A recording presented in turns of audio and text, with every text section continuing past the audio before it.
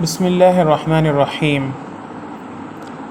نحمده ونصلی علی رسوله الکریم اما بعد رب اشرح لی صدری ویسر لی امری واحلل عقدۃ من لسانی یفقهوا قولی رب یسر ولا تعسر وتمم بالخیر رب زدنی علما۔ آج کے کلاس میں ہم سورہ آل عمران کی آیت نمبر 176 سے 182 تک کی تفسیر پڑھنے والے ہیں۔ تو پہلے مجھے آپ لوگ کلیئر کر دیں کہ آواز صحیح آ رہی ہے کہ نہیں آ رہی۔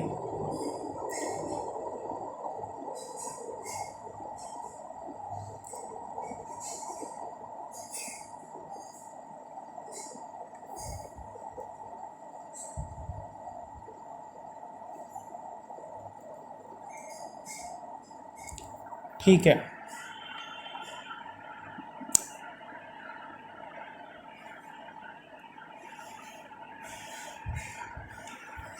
کل ان سب آیتوں کا ترجمہ ہم لوگ کر چکے ہیں، اور آج جو ہے ہم ان آیتوں کی تفسیر پڑھنے والے ہیں انشاءاللہ۔ اس سے پہلے والی جو آیتیں ہیں آپ کو پتہ ہے، جو لوگ ریگولر کلاس لے رہے ہیں ان کو معلوم ہے کہ ہماری جو آج کل آیات چل رہی ہیں وہ سب غزوہ احد سے ریلیٹڈ ہیں، یعنی رسول صلی اللہ علیہ وسلم کے زمانے میں مدینہ آنے کے تیسرے سال کے شروع میں جو جنگ ہوئی تھی اس جنگ کو جنگ احد کہا جاتا ہے، جو کہ مکے کے کافروں کے ساتھ لڑی گئی تھی، اور اس جنگ میں مسلمانوں کو نقصان اٹھانا پڑا تھا اپنی ہی ایک غلطی کی وجہ سے۔ تو اللہ تعالیٰ نے اس جنگ کے بعد اس جنگ پر کمنٹری کرتے ہوئے 60 آیات نازل فرمائی ہیں۔ یہ مکمل 60 آیات مسلمانوں کو ٹرین کرنے کے لیے، ان کو ان کی غلطی کا احساس کروانے کے لیے، اور آگے کے لیے اگلے مرحلوں کے خاطر ان کو تیار کرنے کے لیے یہ 60 آیات نازل ہوئی ہیں۔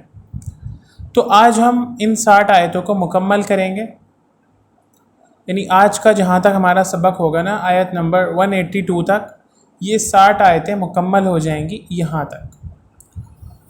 تو کل ہم ان آیتوں کا ترجمہ پڑھ چکے ہیں، اب دیکھیے اب ان آیتوں کی ہم تفسیر پڑھیں گے۔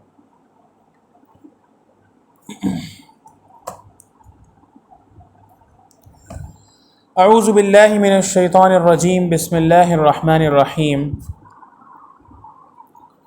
ولا يحزنك الذين يسارعون في الكفر انهم لن يضروا الله شيئا يريد الله الا يجعل لهم حظا في الآخرة ولهم عذاب عظیم۔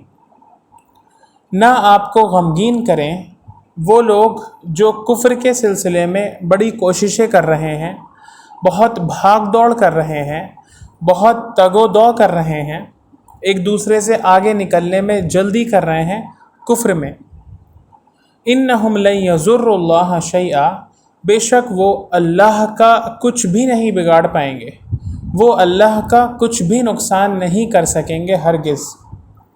یرید اللہ الا یجعل لہم حظا فی الآخرہ، اللہ تعالیٰ چاہتا ہے کہ آخرت میں ان کے لیے کوئی بھی حصہ نہ رکھے، وَلَهُمْ عَذَابٌ عَظِيمٌ، اور ان کے لیے عذاب ہے بہت بڑا۔ تو بنیادی طور پر یہ آیت رسول اللہ صلی اللہ علیہ وسلم سے خطاب ہے۔ آپ صلی اللہ علیہ وسلم کو تسلی دی جا رہی ہے، حوصلہ دیا جا رہا ہے کہ دیکھیے کافر لوگ جو کوششیں کر رہے ہیں مسلمانوں کو ستانے کی، مسلمانوں کو نقصان پہنچانے کی، جو یہ آئے دن تگ و دو میں لگے ہوئے ہیں، آئے دن یہ مختلف قسم کے ہتھ کنڈے اپنا رہے ہیں، طرح طرح کی چیزوں کو یہ لوگ استعمال کر رہے ہیں آپ کے خلاف اور مسلمانوں کے خلاف، صحابہ کے خلاف، تو یہ چیز آپ کو غمگین نہ کرے، یہ چیز آپ کو غم میں نہ ڈالے۔ انہم لن یضروا اللہ شیئا، یہ کچھ بھی کر لیں، سب کچھ اپنی کوشش لگا دیں، اللہ کا ہرگز کچھ بھی نقصان نہیں کر سکیں گے۔ یرید اللہ الا یجعل لہم حظا فی الآخرہ، اور سوال یہ پیدا ہوتا ہے کہ اللہ تعالیٰ ان کی کوششوں کو کامیاب کیوں ہونے دے رہے ہیں؟ اللہ تعالیٰ ان کی کوششوں کو فیل کیوں نہیں کر دیتے، ناکام کیوں نہیں کر دیتے؟ کیوں اللہ تعالیٰ ان کے ذریعے مسلمانوں کو نقصان پہنچوا رہے ہیں؟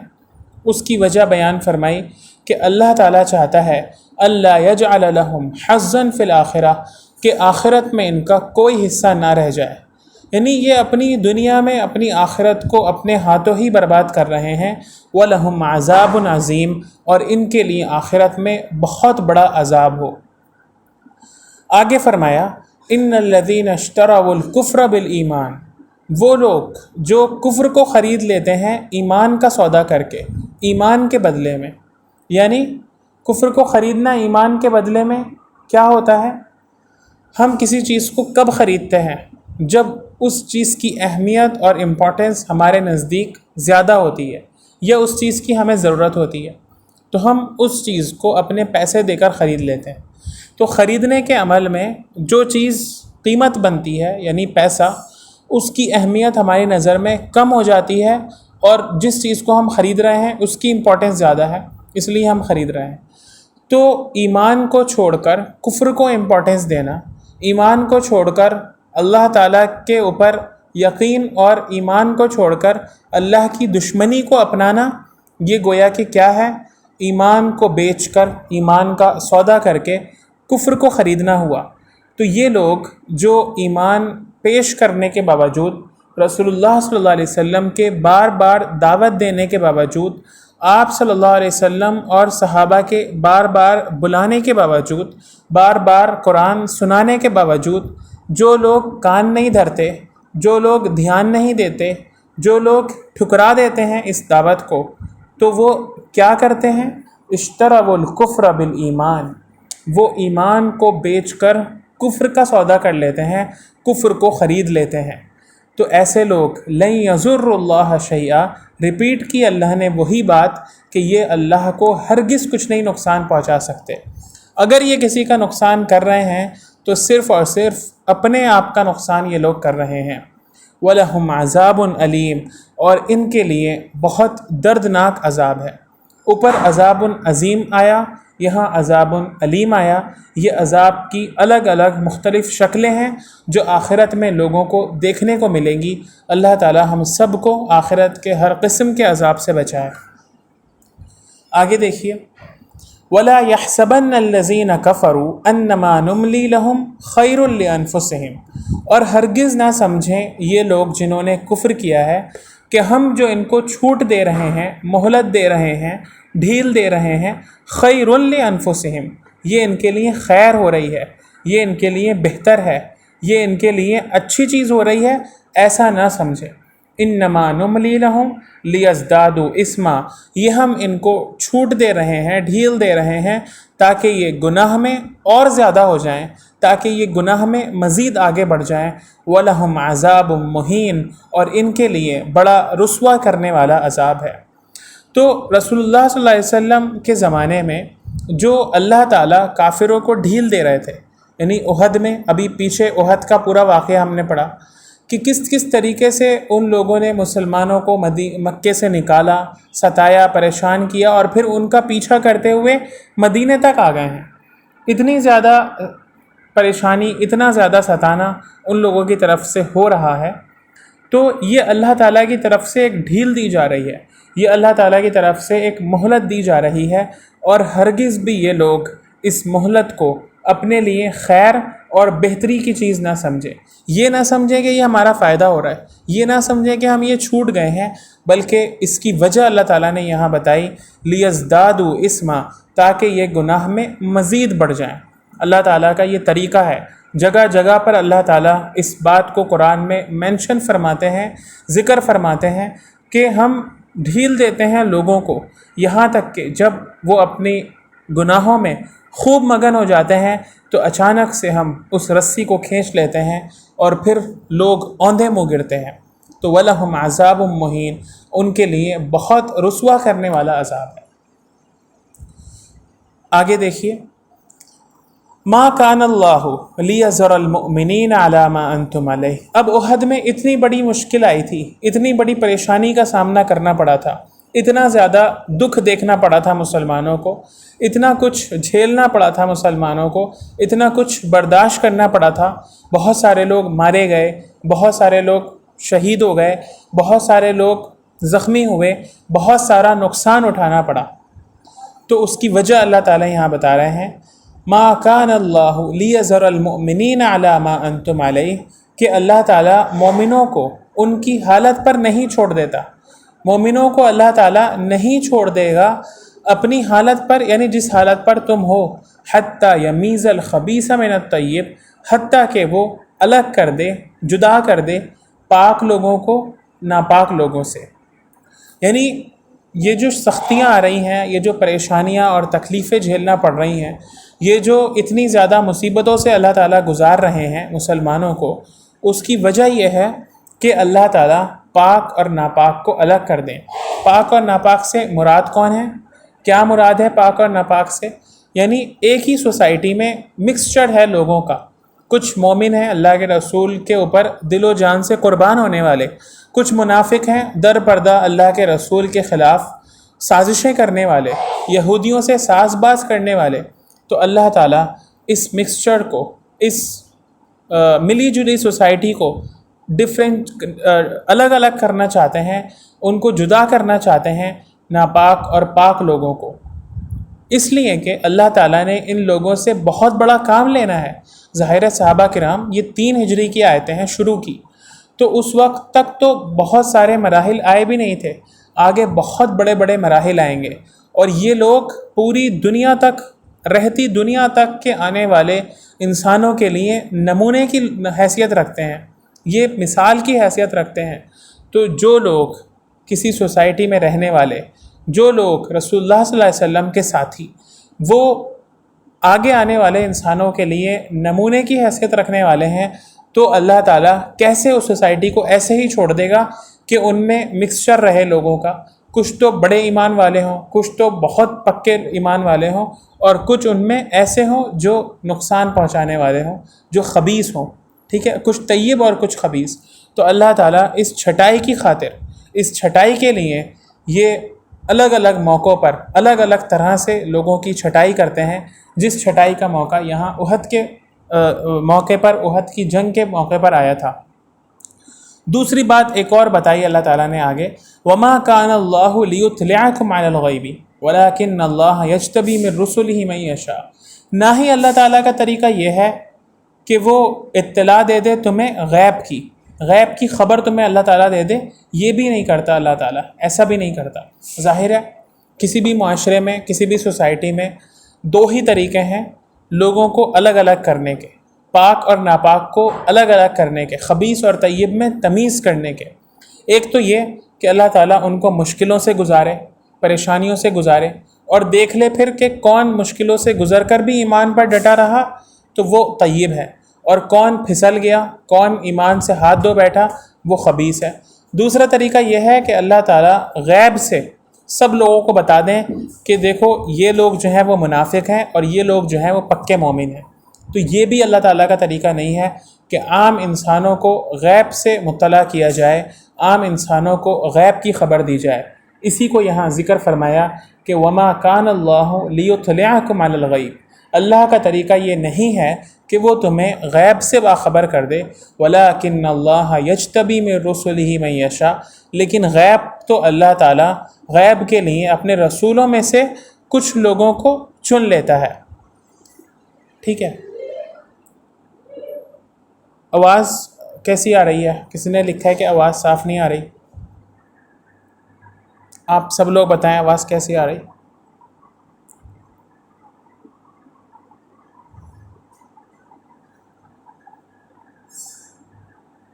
کہ انشاءاللہ صحیح آئے گی۔ میں نے تو اللہ تعالیٰ کا طریقہ یہ بھی نہیں ہے کہ وہ لوگوں کو غیب سے باخبر کر دے، غیب کی خبریں لوگوں کو دینا شروع کر دے۔ یہ غیب کی باتیں ہوتی ہیں کہ کون پکا ایمان والا ہے اور کون منافق ہے، یہ باتیں اللہ تعالیٰ سب کو نہیں بتاتے، یہ باتیں اللہ تعالیٰ صرف کچھ رسولوں کو ہی بتاتے ہیں۔ یہ راز کی باتیں ہوتی ہیں، لوگوں کے راز. تو ولا کہ ما کان اللہ لیطلعکم علی الغیب، نہیں اللہ تعالیٰ کا طریقہ یہ ہے کہ وہ لوگوں کو غیب سے مطلع کر دے، غیب کی خبریں دے دے، غیب سے بتا دے کہ کون پکا منافق ہے اور کون پکا مومن ہے. ولکن اللہ یجتبی من رسلہ من یشاء، لیکن اللہ تعالیٰ چن لیتے ہیں اپنے رسولوں میں سے جس کو چاہتے ہیں. کاہے کے لیے چنتے ہیں؟ اللہ تعالیٰ چنتے ہیں اپنے رسولوں میں سے لوگوں کو غیب کے لیے، یعنی غیب کی خبریں دینے کے لیے. فآمنوا باللہ ورسولہ، تو اب تمہارا کام کیا ہے کہ تم اللہ پر اور اس کے رسولوں پر ایمان لاؤ. وَإِن تُؤْمِنُوا وَتَتَّقُوا فَلَكُمْ أَجْرٌ عَظِيمٌ، اور اگر تم ایمان لاؤ گے اور تقوی اختیار کرو گے، یہ دونوں ساتھ ساتھ کی چیزیں ہیں، تو تمہارے لیے بہت بڑا اجر ہے. ٹھیک ہے، تو اب صحیح آ رہی ہے آواز؟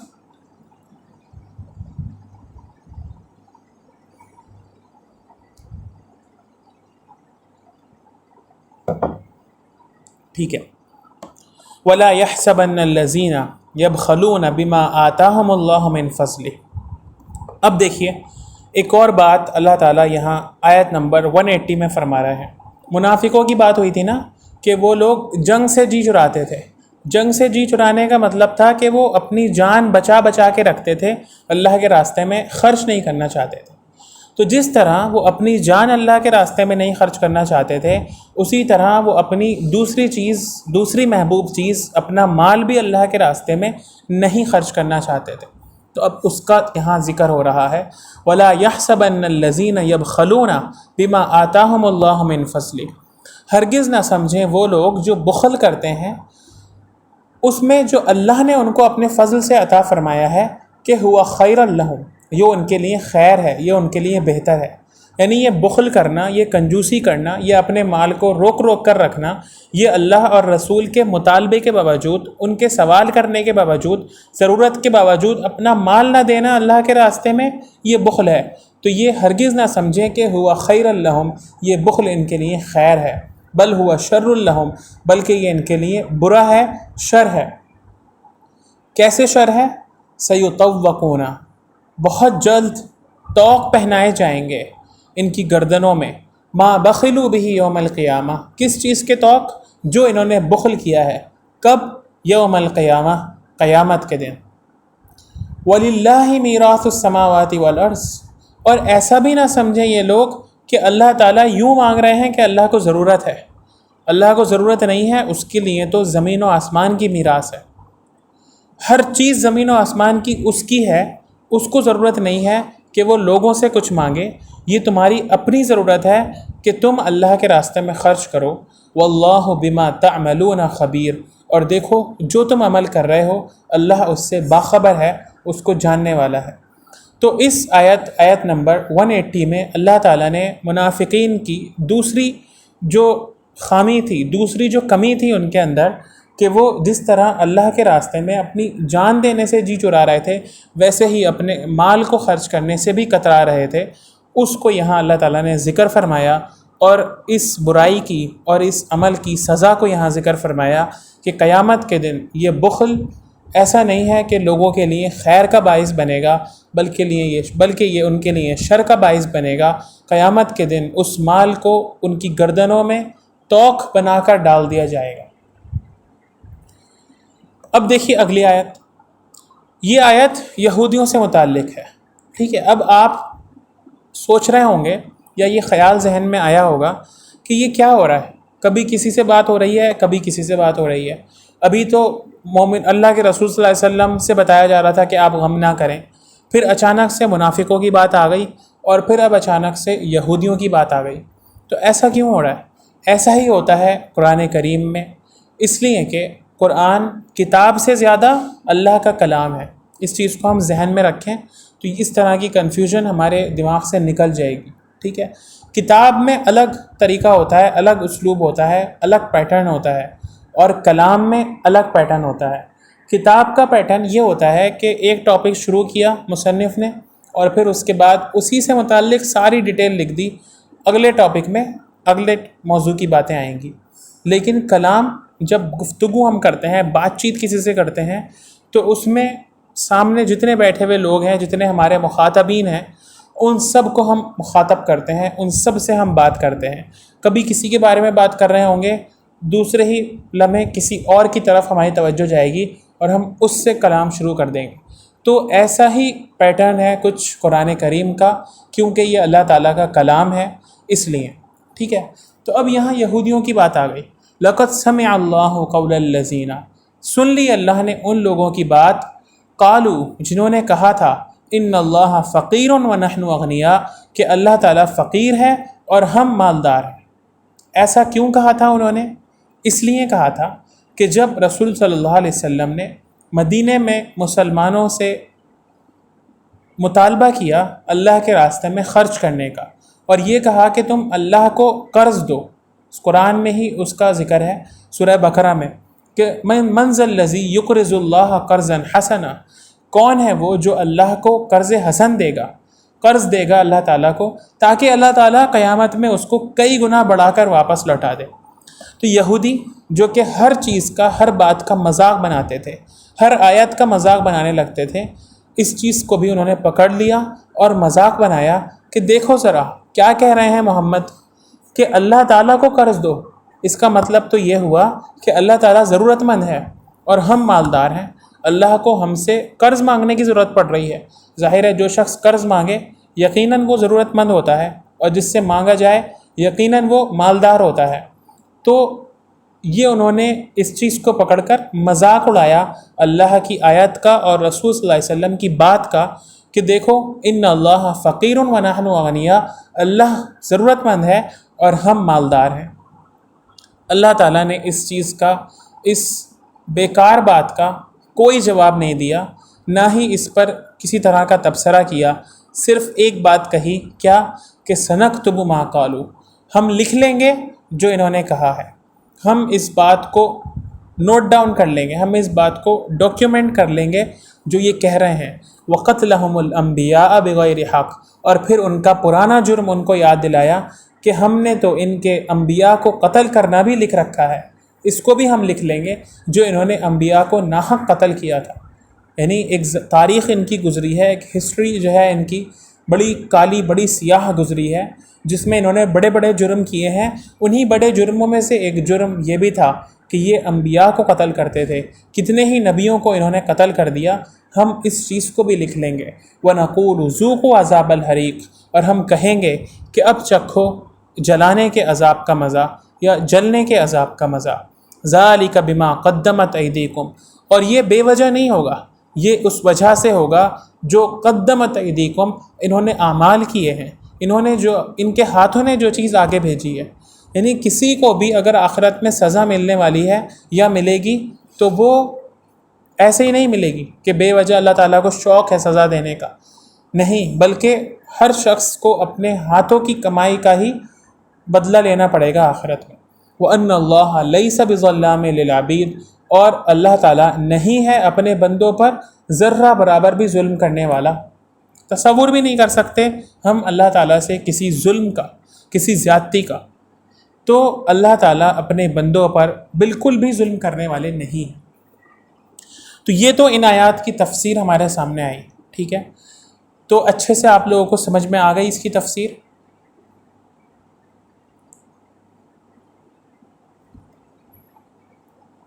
سب آیتوں کی تفسیر آپ لوگوں کو سمجھ میں آ گئی؟ ٹھیک ہے۔ اب دیکھیے ان آیات سے ہمیں بہت کچھ پتہ چلتا ہے جو ہماری بھلائی اور ہماری بہتری کے لیے ہے۔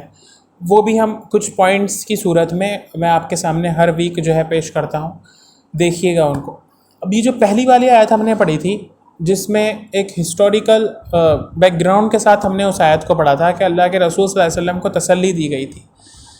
لیکن قرآن میں کوئی بھی آیت کسی زمانے کے ساتھ خاص نہیں ہوتی، ہوتا ہے ایک وقت جس کے لیے وہ آیت اتری، لیکن اس کو قرآن میں اللہ تعالیٰ جگہ ہی یوں دیتے ہیں کہ رہتی دنیا تک کے لوگ اس سے فائدہ اٹھائیں۔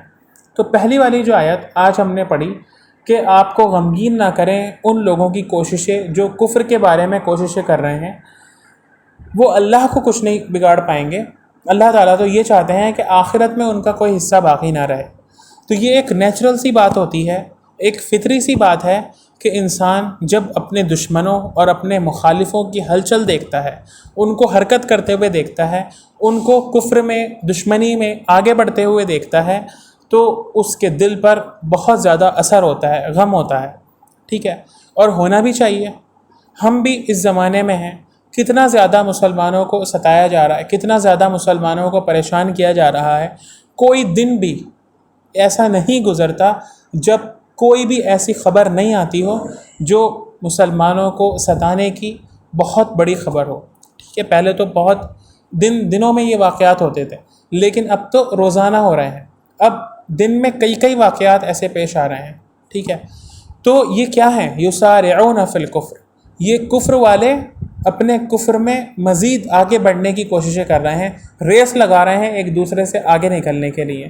تو نیچرل سی بات ہے کہ اس چیز کا اثر ہم سب کے دلوں پر بھی ہے، اور ہونا بھی چاہیے، کیونکہ اللہ کے رسول صلی اللہ علیہ وسلم نے فرمایا کہ المؤمن للمؤمن کالبنیان یشد بعضہ بعضا، ایک مومن دوسرے مومن کے لیے ایک عمارت کی طرح ہے، جس طرح ایک بلڈنگ کا ایک حصہ دوسرے حصے کو اچھی طرح سے پکڑے ہوئے ہوتا ہے، اور جب ایک حصے کو نقصان پہنچایا جائے تو پوری بلڈنگ ہل کر رہ جاتی ہے۔ اسی طرح اگر کہیں پر بھی کسی مومن کو، کسی مسلمان کو کوئی نقصان پہنچایا جائے تو چاہیے کہ پورے مسلمانوں کی جماعت اس کے لیے تڑپ اٹھے، ہر مومن اس تکلیف کو اپنے دل میں محسوس کرے۔ تو یہ فطری سی بات ہے، نیچرل سی چیز۔ لیکن اللہ تعالیٰ نے یہاں ہمیں اس آیت کے ذریعے حوصلہ دیا، اور کیا کہا کہ دیکھو غمزدہ ہونے کی ضرورت نہیں ہے، یہ کفر میں جو لوگ آگے بڑھنے کی کوششیں کر رہے ہیں، تمہاری دشمنی میں روز بروز ان کے اندر اضافہ ہو رہا ہے، تو لا یحزن کا، یہ چیز آپ کو غمگین نہ کرے، یہ چیز آپ کو افسردہ نہ کرے، یہ چیز آپ کے حوصلوں کو نہ توڑے۔ حزن کا معنی اچھے سے ہم پیچھے پڑھ کر آئے ہیں، ٹھیک ہے۔ اور پھر آگے اللہ تعالیٰ نے اشارہ دیا ہمیں کہ ہمیں کرنا کیا ہے، ٹھیک ہے۔ یہ تو ہو گیا کہ ہم کیا نہ کریں، حالات سے مایوس ہو کر نہ بیٹھیں، حالات سے غمزدہ نہ ہوں۔ پھر کریں کیا؟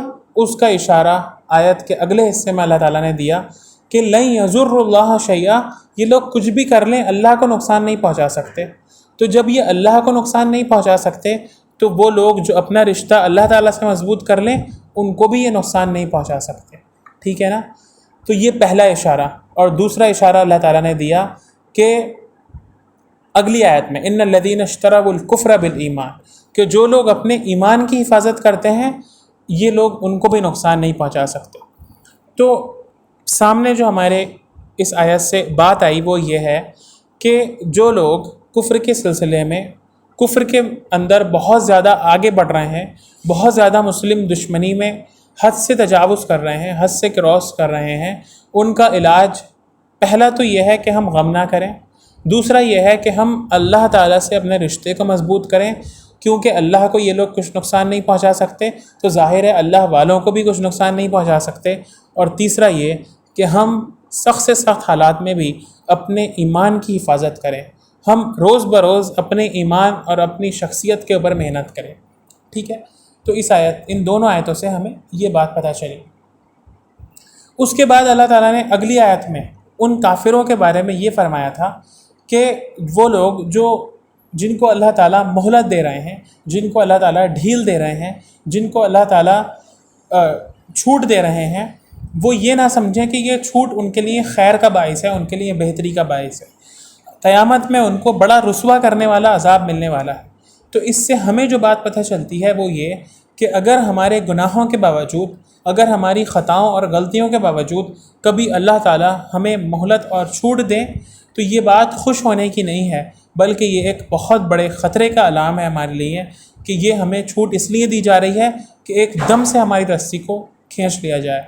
تو اس لیے اگر ہم گناہوں میں پڑے ہوئے ہیں، اس کے باوجود ہم بے فکر ہیں، اس کے باوجود ہم غفلت میں ہیں، اس کے باوجود ہم اللہ کی طرف پلٹ کر نہیں جاتے، اس کے باوجود ہم چھوٹ کا فائدہ اٹھا رہے ہیں، تو اس کا مطلب یہ ہے کہ وہ دن بہت قریب ہے جب ہماری رسی زور سے کھینچی جائے گی اور ہم اوندھے منہ گریں گے۔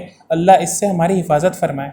اس کے بعد اللہ تعالیٰ نے وَلَهُمْ عَذَابٌ مُّهِينٌ، یہ ایک بڑی اہم بات فرمائی کہ ان کے لیے رسوا کرنے والا عذاب ہے۔ اور یہ عذاب کی تیسری قسم ہمارے سامنے آئی پچھلی 3 آیتوں میں۔ تو دنیا میں اگر کوئی شخص اللہ کی طرف سے چھوٹ اور مہلت ملنے کی وجہ سے دنیا میں اگر کوئی شخص اللہ کی طرف سے بہت زیادہ آزادی ملنے کی وجہ سے اپنی عزت بنا لے، بڑی عزت کا مالک ہو وہ، تو ایسا نہیں ہے کہ اس کی وہ عزت ہمیشہ باقی رہے گی، آخرت کا عذاب اس کو مہین ہوگا، رسوا کرنے والا ہوگا، نہیں اس کی عزت خاک میں مل جائے گی. ٹھیک ہے. اب دیکھیے آگے اس آیت میں اللہ تعالیٰ نے بڑی اہم بات فرمائی. کیا ہے وہ بات؟ ما کان اللہ لیذر المؤمنین علی ما انتم علیہ حتی یمیز الخبیث من الطیب. اللہ تعالیٰ نہیں چھوڑے گا مومنوں کو ان کی حالت پر یہاں تک کہ وہ خبیث اور طیب کو الگ الگ کر دے. اللہ کا طریقہ یہ ہے، اس کی سنت یہ ہے کہ وہ بار بار انسانوں کی چھٹائی کرتا ہے، ان کو مختلف تکلیفوں سے گزار کر. ہر مشکل دور سچوں اور جھوٹوں کی تمیز کا دور ہوتا ہے. ٹھیک ہے. کوئی بھی مشکل دور اگر ہمارے پر آتا ہے، کوئی بھی پریشانی کا دور اگر ہمارے پر آتا ہے، کوئی بھی تکلیف کا زمانہ ہمارے پر آتا ہے، تو اس کا مطلب یہ ہے کہ اب اللہ تعالیٰ کی طرف سے ایک عمل شروع ہوا ہے، اور وہ عمل ہے بندوں کی چھٹائی کا، کھرے اور کھوٹے کی پہچان کا. ٹھیک ہے. ایسے ہی ہم بھی چھٹائی کرتے ہیں نا، اپنے اچھے اور برے سامان کی چھٹائی ہم کیسے کرتے ہیں؟ ایک ایک کو اٹھا اٹھا کے پٹک پٹک کے دیکھتے ہیں، ایک ایک کو اٹھا اٹھا کے ہم چیک کرتے ہیں کہ کون سی چیز صحیح ہے اور کون سی غلط ہے. پھر اچھی چیزوں کو ہم رکھتے ہیں اچھی جگہ پر، اور بری چیزوں کو ہم کہاں پھینکتے ہیں؟ کوڑے میں ڈال دیتے ہیں یا بیچ ڈالتے ہیں. ٹھیک ہے. تو ایسے ہی جب بھی مشکل دور کبھی بھی مسلمانوں پر آتا ہے تو اس کا مطلب یہ ہے کہ اب اللہ تعالیٰ کی طرف سے ایک چھٹائی کا عمل شروع ہوا. اب اس میں ہمیں اپنے آپ کو دیکھنا ہے کہ ہم کس کیٹیگری میں جاتے ہیں. ہم اپنے ایمان کی حفاظت نہ کر پا کر، ہم لوگوں کے بہکاوے میں آ کر، ہم زمانے کے حالات سے متاثر ہو کر، یا ہم لوگوں کے خوف دلانے سے ڈر اور خوف کھا کر اگر اپنے ایمان کو چھوڑ دیں، اگر ہم اسی روش پہ چلنا شروع کر دیں جس طرف دنیا چاہ رہی ہے، اور کہہ دیں کہ کیا کر سکتے ہیں، ہم دور ہی ایسا ہے، کیا کر سکتے ہیں، ہماری مجبوری ہے، تو اگر ہم اپنی مجبوری کا بہانہ کر کے اپنے ایمان کا سودا کر لیتے ہیں تو پھر اس کا مطلب یہ ہوا کہ ہم خبیث والی کیٹیگری میں چلے گئے، ہم کوڑے والی کیٹیگری میں چلے گئے. تو یہ چھٹائی، یہ دور بھی جس میں اللہ تعالیٰ نے بڑی مشکلیں، بڑا دائرہ تنگ کر رکھا ہے مسلمانوں پر، خاص طور پہ ہمارے ملک میں، تو اس سے ہمیں یہ چیز سمجھنا چاہیے کہ یمیز الخبیث من الطیب یہ چل رہا ہے. ٹھیک ہے. خبیث کو اللہ تعالیٰ طیب سے الگ فرما رہے ہیں. اب ہمیں اپنے آپ دیکھیں نا، اب کھل کر سامنے آ رہے ہیں لوگوں کے اصلی چہرے، کون کس کیٹیگری میں جانے والا ہے سب کو نظر آ رہا ہے. ابھی تک تو سب چھپا ہوا تھا، حالات تھوڑے اچھے تھے، اتنے برے نہیں تھے حالات. تو جتنے زیادہ حالات سخت ہو رہے ہیں اتنا زیادہ لوگ کھل کر سامنے آ رہے ہیں، لوگوں کی اصلیت کھل کر سامنے آ رہی ہے. پتہ چل رہا ہے کہ کون کفر کے ساتھ کھڑا ہوا ہے اور کون ایمان والوں کے ساتھ کھڑا ہوا ہے. تو اب ہمیں اس چھٹائی کے دور میں اپنا مقام دیکھنا ہے، اپنی جگہ دیکھنا ہے کہ ہم کس کیٹیگری میں ڈالے جائیں گے. اللہ تعالی ہم سب کو ایمان والوں کی کیٹیگری میں ڈالے، طیب لوگوں کی کیٹیگری میں ڈالے. ٹھیک ہے. اس کے بعد آیات کے اگلے حصے میں ایک اور بات فرمائی گئی کہ اللہ تعالیٰ سب کو غیب سے باخبر نہیں کرتا، سوائے اپنے رسولوں میں سے جس کو چنتا ہے اس کو کرتا ہے. تو غیب کا علم ہر کسی کو نہیں ہوتا، غیب کی باتیں ہر کسی کو نہیں پتہ ہوتی. اللہ اپنے طرف سے اپنے رسولوں کو غیب کی بہت ساری چیزوں کا علم دیتے ہیں. ٹھیک ہے. چنانچہ یہاں پر منافقوں کا ذکر ہے نا، کہ ایمان اور منافق، مومن اور منافق کون کون ہے، اللہ تعالیٰ نے اس چیز کا علم کسی کو نہیں دیا، نبی صلی اللہ علیہ وسلم کو دیا تھا، ان کو پتہ تھا. چنانچہ ایک جنگ کے موقع پر اللہ کے رسول صلی اللہ علیہ وسلم نے اپنا رازدار بنایا اپنے ایک صحابی حضرت حذیفہ سہمی رضی اللہ عنہ کو. آپ نے چپکے سے ان کو سارے منافقوں کے راز اور منافقوں کے نام بتا دیے تھے، اور یہ بھی کہا تھا کہ دیکھو یہ میرا تمہارے پاس راز ہے، اس کو تم کسی سے شیئر مت کرنا. ٹھیک ہے. تو یہ اللہ کے رسول کو پتہ تھا کہ کون مدینے کی سوسائٹی میں منافق ہے، لیکن عام انسانوں کو نہیں پتہ تھا، سب صحابہ کو نہیں پتہ تھا. اس کو پتہ کرنے کے لیے اللہ تعالیٰ نے یہ پروسیس چلایا، یہ مسلمانوں کو تکلیفوں سے گزارا تاکہ چھٹائی ہو جائے لوگوں کی. ٹھیک ہے. آگے دیکھیے، اس آیت میں بخل کا ذکر ہے. ٹھیک ہے. میں نے بتایا کہ یہ منافقوں کے بارے میں تھی آیت جب اتری تھی، کہ وہ لوگ خرچ کرنے میں بھی پیچھے ہٹتے تھے، لیکن یہ ایک کامن آیت بھی ہے. بخل اور کنجوسی ایک بہت بری بیماری ہے جس سے نبی صلی اللہ علیہ وسلم ہر نماز کے بعد پناہ مانگا کرتے تھے. کیوں؟ کس چیز کو شو کرتی ہے یہ چیز؟ کسی انسان کا کنجوس ہونا یا بخیل ہونا کس چیز کو شو کرتا ہے؟ دولت سے اس کی محبت کو شو کرتا ہے، اور دولت سے جب محبت ہو جاتی ہے تو پھر دوسری محبتیں جو اصل محبتیں ہیں وہ بہت پیچھے رہ جاتی ہیں۔ اللہ کی محبت، اس کے دین کی محبت، اللہ کے رسول کی محبت، ان لوگوں کی محبت جن کے حقوق اللہ تعالیٰ نے بندے کے ذمے رکھے ہیں، اپنے گھر والے، اپنے بیوی بچے، ان سب کی محبتیں پیچھے رہ جاتی ہیں جب انسان کو دولت سے محبت ہو جاتی ہے۔ پھر وہ کہیں پر بھی خرچ نہیں کرنا چاہتا، نہ اپنے اوپر، نہ اللہ کے راستے میں، نہ دین کے لیے، نہ اپنے بیوی بچوں پر، اور کتنے حقوق وہ پامال کرتا ہے ایسا کر کے۔ اس لیے یہ بخل بہت بڑی بیماری، بہت بڑا جرم ہے۔ اس سلسلے میں اللہ کے رسول صلی اللہ علیہ وسلم ہر نماز کے بعد پناہ مانگا کرتے تھے۔ لمبی دعا ہے، اللہم انی اعوذ بک من الجبن والکسل والہم والحزن، اسی طرح کی ایک لمبی دعا ہے، ٹھیک ہے، اس میں آگے بخل کا بھی ذکر ہے۔ تو اس آیت میں ہمیں بخل کا انجام بتایا گیا ہے۔ حدیثوں میں اس عذاب کی مزید ڈیٹیل بتائی گئی ہے کہ یہ عذاب اصل میں کس طرح کا ہوگا۔ کس طرح کا ہوگا؟ فرمایا رسول صلی اللہ علیہ وسلم نے کہ قیامت کے دن بندے کی جو دولت ہے، جو وہ بڑے پیار سے اکٹھا کر کے رکھا کرتا تھا، ایک گنجے سانپ کی شکل میں اس کی گردن کے گرد لپیٹ دی جائے گی، اور وہ سانپ اس کے جبڑوں کو چیرے گا اور بہت زور زور سے ڈسے گا، اور اس سے کہے گا کہ میں ہوں تیرا وہ خزانہ، میں ہوں تیری وہ دولت جس کو تو جمع کر کر کے رکھتا تھا اور لوگوں پر خرچ نہیں کرتا تھا، ٹھیک ہے۔ اسی کی طرف اس آیت میں اشارہ ہے کہ سیطوقون ما بخلوا بہ یوم القیامہ، قیامت کے دن اس بخل کا انجام یہ ہوگا کہ اس دولت کو طوق بنا کر گردنوں میں ڈال دیا جائے گا، ٹھیک ہے۔ آگے اللہ تعالیٰ نے فرمایا کہ وَلِلَّهِ مِيرَاثُ السَّمَاوَاتِ وَالْأَرْضِ، یہ بے نیازی والا انداز ہے، یہ بے ضرورت ہونے کا انداز ہے کہ اللہ کو ضرورت نہیں ہے کسی کے مال کی، ہمیں ضرورت ہے کہ ہم خرچ کریں اس کے راستے میں۔ اللہ کے پاس تو زمین و آسمان کی میراث ہے، اس کے پاس تو دنیا جہان کی دولت ہے، اور اس کو اس دولت کی ضرورت بھی نہیں ہے، تو یہ ہماری اپنی ضرورت ہے، ٹھیک ہے۔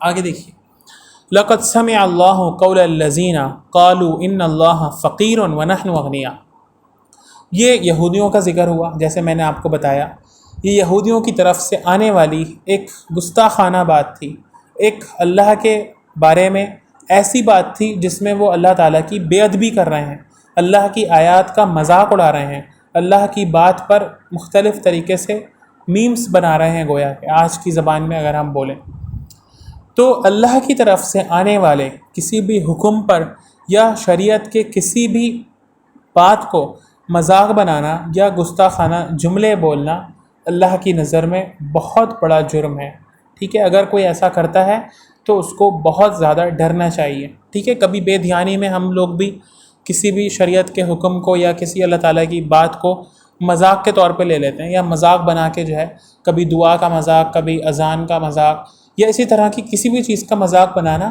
یہ کوئی چھوٹا جرم نہیں ہے، اس لیے کہ اللہ نے اس جرم کو کس جرم کے ساتھ کمپیئر کیا ہے؟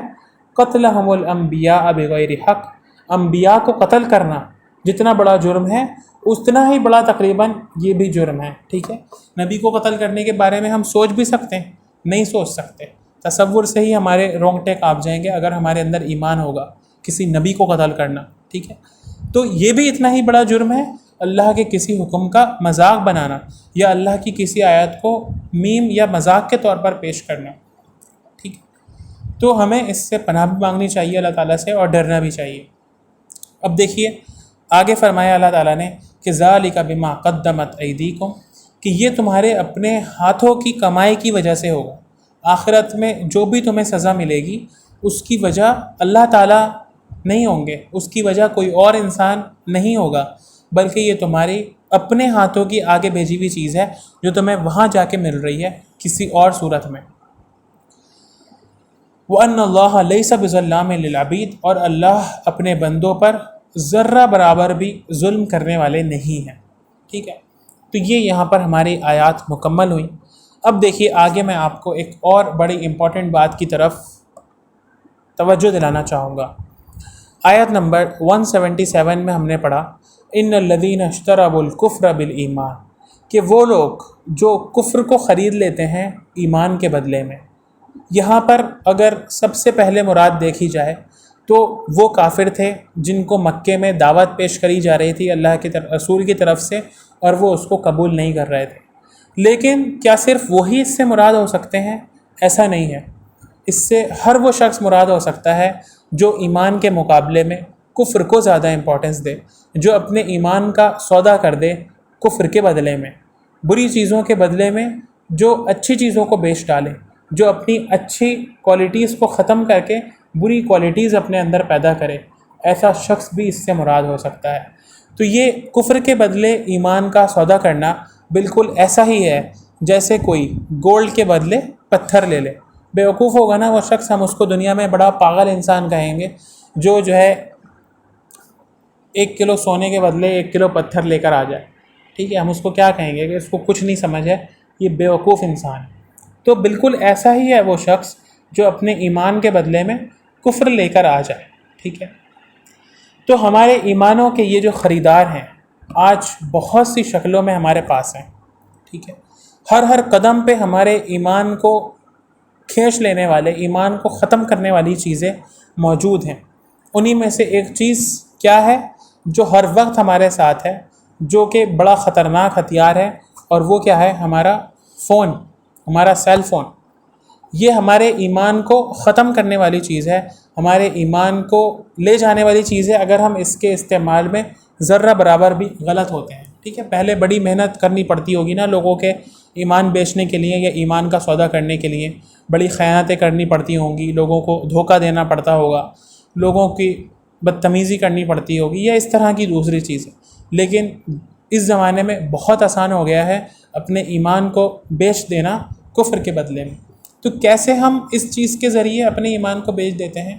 دیکھیے، ہر وہ چیز جو ہم اس میں دیکھتے ہیں، ہر وہ چیز جو ہم اپنی آنکھوں کے ذریعے اپنے اندر انڈیل رہے ہیں، وہ ہمارے اوپر اثر انداز ہوتی ہے، ٹھیک ہے۔ ایسا ہو ہی نہیں سکتا کہ کوئی شخص یہ کہے کہ میں جو کچھ دیکھ رہا ہوں اس کا اثر میرے اوپر نہیں ہوتا۔ یہ بالکل ایسا ہی ہے جیسے کوئی شخص یہ کہے کہ میں کوئی بھی کھانا کھا لوں وہ مجھے جا کر لگتا ہی نہیں ہے، ٹھیک ہے، ایسا تو نہیں ہو سکتا نا۔ جو بھی ہم کھائیں گے وہ ہمارے پیٹ میں جا کر ڈائجسٹ ہوگا، اور پھر سسٹم کے مطابق وہ ہمارے جسم میں کہیں نہ کہیں تو لگے گا۔ بالکل اسی طرح جو بھی چیز ہم دیکھتے ہیں اپنی آنکھوں سے، تو گویا وہ ہم اپنے اندر لے رہے ہیں، ہم اپنے اندر انڈیل رہے ہیں۔ اور ایسا کرنا ایسا نہیں ہے کہ ہمارے دماغ کو اس سے کوئی اثر نہیں پڑے گا، یقیناً اس کا اثر ہمارے دماغ پر ہوتا ہے، ہمارے پورے سسٹم پر ہوتا ہے، ہماری پوری باڈی پر ہوتا ہے اس کا اثر۔ تو کوئی بھی چیز جو ہم اپنی آنکھوں کے ذریعے اپنے اندر انڈیل رہے ہیں، ڈال رہے ہیں، داخل کر رہے ہیں، وہ ہمارے اوپر اثر انداز ہوتی ہے، اس کا اثر ہمارے پر ہوتی ہے، ٹھیک ہے۔ اور یہ صرف میں نہیں کہہ رہا ہوں، ایسا بہت سارے لوگ کہتے ہیں، ٹھیک ہے۔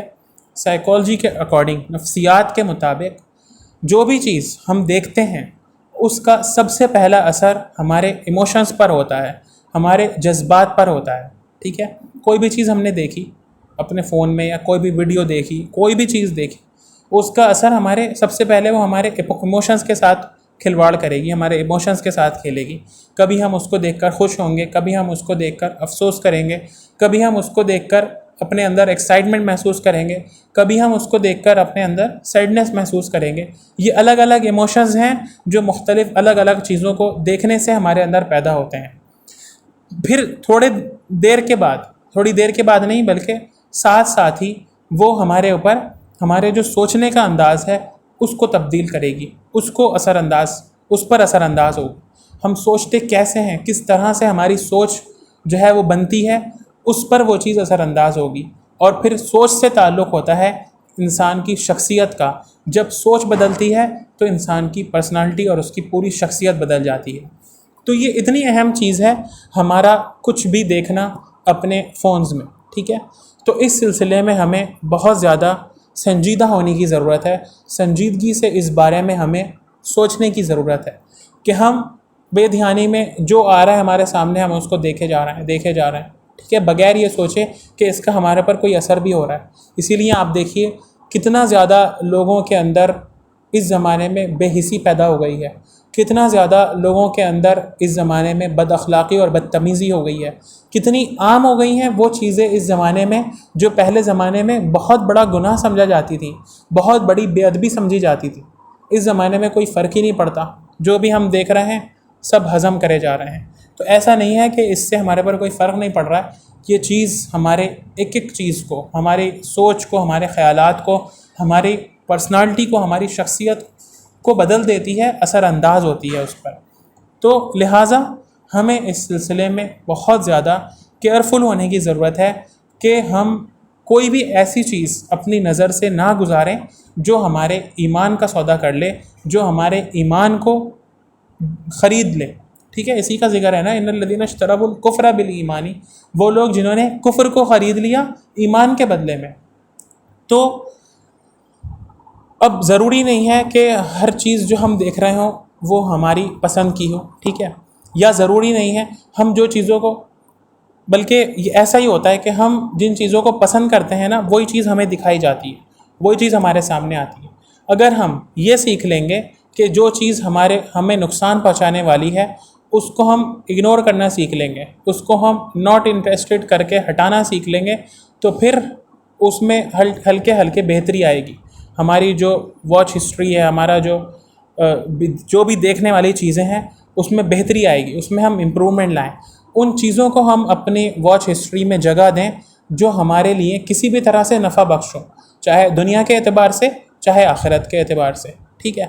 تو کوئی بھی ایسی چیز جس کا تعلق صرف انٹرٹینمنٹ سے ہو، کوئی بھی ایسی چیز جس میں صرف ہنسی مذاق ہو، کوئی بھی ایسی چیز جس میں صرف جو ہے ولگر اور بیکار باتیں ہوں، یا اس سے بھی آگے بڑھ کر کوئی بھی ایسی چیز جس میں فحش اور گندی چیزیں ہوں، ان سب کو ہم اپنی جو واچ ہسٹری ہے، اپنا جو بھی ہم دیکھتے ہیں کسی بھی پلیٹ فارم پر، کسی بھی ریلز پر، یا کہیں کسی بھی سوشل میڈیا کے پلیٹ فارم پر، اس کو اپنے موبائل سے، اپنے فون سے ہٹانے کی کوشش کریں۔ ایک بار آپ اس سلسلے میں سنجیدہ ہوں گے، اگر ایک بار اس سلسلے میں کانشیس ہو جائیں گے، تو پھر ایک وقت آئے گا کہ آپ دیکھیں گے کہ آپ کی جتنی بھی چیزیں آپ کے سامنے آ رہی ہیں اس میں کوئی بھی ایسی چیز نہیں ہے جو ٹائم خراب کرنے والی ہو، جو ہمارے وقت کو برباد کرنے والی ہو، جو ہمارے ایمان یا ہمارے شخصیت کو متاثر کرنے والی ہے، ٹھیک ہے۔ تو یہ بڑی اہم بات تھی جو اس سلسلے میں نے آپ کے سامنے بیان کر دی۔ امید ہے کہ ہم سب لوگ اس پر توجہ دیں گے، ٹھیک ہے۔ اب دیکھیے، یہ ہماری آیتیں مکمل ہوئیں۔ آج ہم نے ان آیتوں کو مکمل کر لیا جو جنگ احد سے متعلق 60 آیتیں میں نے بتائی تھیں شروع میں کہ 60 آیتیں ہم پڑھیں گے۔ یہاں پر آج ہماری 60 آیتیں مکمل ہو گئیں، آیت نمبر 182 پر، ٹھیک ہے۔ آگے سے جو آیتیں ہیں وہ اس سورت کے لاسٹ کے 2 رکوع ہیں، اور وہ بہت زیادہ امپورٹنٹ ہیں۔ آپ کو پتہ ہے مدینہ کی جتنی بھی صورتیں ہیں مدینہ میں نازل ہونے والی، یہ بڑی بڑی صورتیں، جیسے سورہ بقرہ تھی، جیسے سورہ آل عمران ہے، اس میں شروع اور آخر کی آیتیں بڑی اہم ہوتی ہیں، بہت بڑی بڑی باتیں اللہ تعالیٰ اس میں بتاتے ہیں، اور اس میں اچھی اچھی دعائیں بھی ہوتی ہیں۔ تو اب ہماری 18 آیتیں اس صورت میں باقی ہیں، امید ہے کہ ہم اس کو 2 یا 3 ویکس میں کمپلیٹ کر لیں گے انشاءاللہ، ٹھیک ہے۔ تو یہ ہمارا آج کا سبق تھا۔ آپ لوگوں کو اس سلسلے میں کچھ بھی سوال کرنا ہو یا کچھ بھی پوچھنا ہو یا کوئی بات نہیں سمجھ میں آئی ہو تو پوچھ سکتے ہیں۔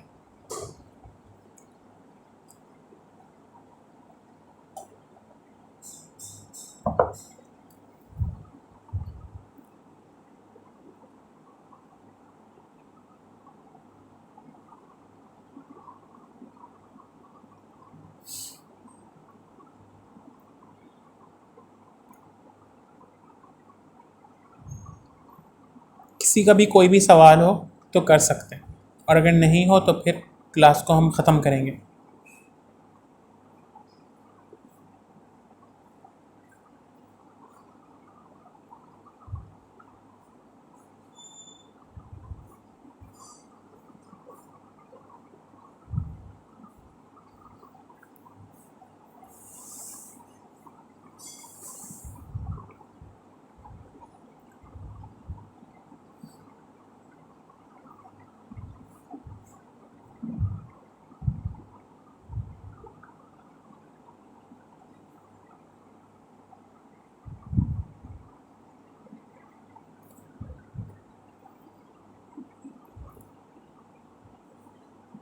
بالکل ایسا ہی ہو رہا ہے، ٹھیک ہے، ہر چیز اس میں بالکل ایسا ہی ہے۔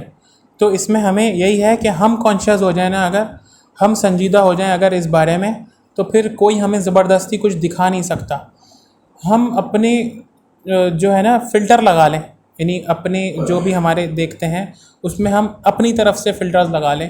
کوئی بھی ایسی چیز ہمارے سامنے آئے گی جو ہمارے لیے اچھی نہیں ہے، اس کو ہم ہٹانا سیکھیں، اس کو ہم دور کرنا سیکھیں، تو پھر وہ چیزیں خود سے ختم ہو جائیں گی، ٹھیک ہے۔ تو ایسا ہی ہے، جو بھی ہم دیکھنا چاہتے ہوں، جو ہمارے دنیا کے اعتبار سے فائدہ مند ہو یا آخرت کے اعتبار سے، ان دونوں ہی چیزوں کو بس ہم رکھیں، فیصلہ ہم کریں گے اس کا، اللہ تعالیٰ مدد فرمائیں گے۔